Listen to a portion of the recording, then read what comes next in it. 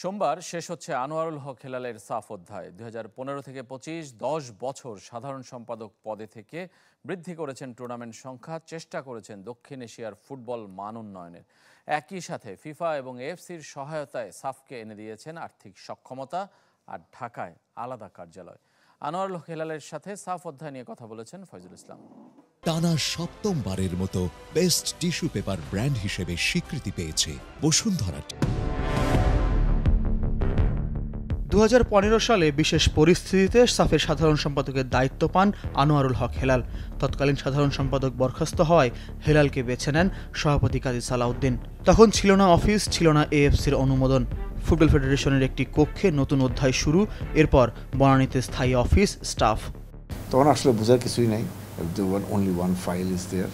সেখানে কি করছে না করছে, একটা মিটিং করছে এই পর্যন্তই, আর কি কিছুই নেই।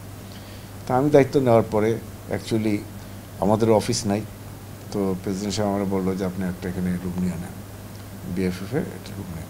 তো আমি যেটা লাস্ট রুমটা যেটা সাথে ওইটা রুম নিলাম। নেওয়ার পরে কোনো স্টাফ নাই, কেউ নাই। 2 বছর পর পর সাফ চ্যাম্পিয়নশিপ আর অনিয়মিত বয়সভিত্তিক আসর ছিল সাফের সূচিতে। অথচ 2025 সালে হেলাল যখন দায়িত্ব ছাড়ছেন, এবছর সাফ চ্যাম্পিয়নশিপ সহ 6 টুর্নামেন্ট ক্যালেন্ডারে।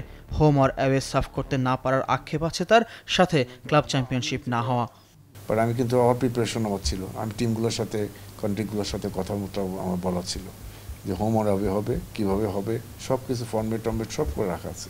তারপরে নেক্সট ইয়ারে ক্লাব চ্যাম্পিয়নশিপ, এটা আশা করি যে অনেক সময় আছে, definitely they can start it. এটাই আমার ইচ্ছে, ক্লাব চ্যাম্পিয়নশিপ করা। এই অঞ্চলে ফুটবল আয়োজনে বিভিন্ন দেশের রাজনৈতিক বৈরিতা আর ভেন্যু সংকট বেশি ভুগিয়েছে সাফকে। এবারও ভারত পাকিস্তান ভিসা ইস্যুতে জুন জুলাই সাফ হতে পারে শ্রীলঙ্কায়। হেলালের তৃপ্তি, সব বাধা পেরিয়ে সাম্প্রতিক সময়ে ক্যালেন্ডার অনুযায়ী আসর আয়োজন। সবচেয়ে বড় আমাদের সমস্যা হচ্ছে সাউথ এশিয়ান রিজনে খালি পলিটিক্যাল অবস্থা না, আপনি দেখবেন যে ফেডারেশনগুলো দেখা যায় যে বিভিন্নভাবে সমস্যার মধ্যে আছে। যেরকম ফিফা কার রেস্ট্রিকশন আছে, নর্মালাইজেশন কমিটি আছে, সাসপেনশনে পড়ছে, এক সময় এক একটা হচ্ছে। কেউ কিন্তু একেবারে আরামে যে আছে তা বলা যায় না। দেখা যায় যে আমরা চিন্তা ভাবনা করেছি যে 7টা টিম নিয়ে টুর্নামেন্ট করবো, দেখা যায় 2 জন সাসপেন্ডেড হয়ে গেছে। সাফ থেকে সরে গেলেও যে কোনো পরিচয়ে ফুটবলের সাথে থাকতে চান আনোয়ারুল হক হেলাল। ফয়জুল ইসলাম, চ্যানেল 24, ঢাকা। এখন এই সবগুলো উঠে দিচ্ছে।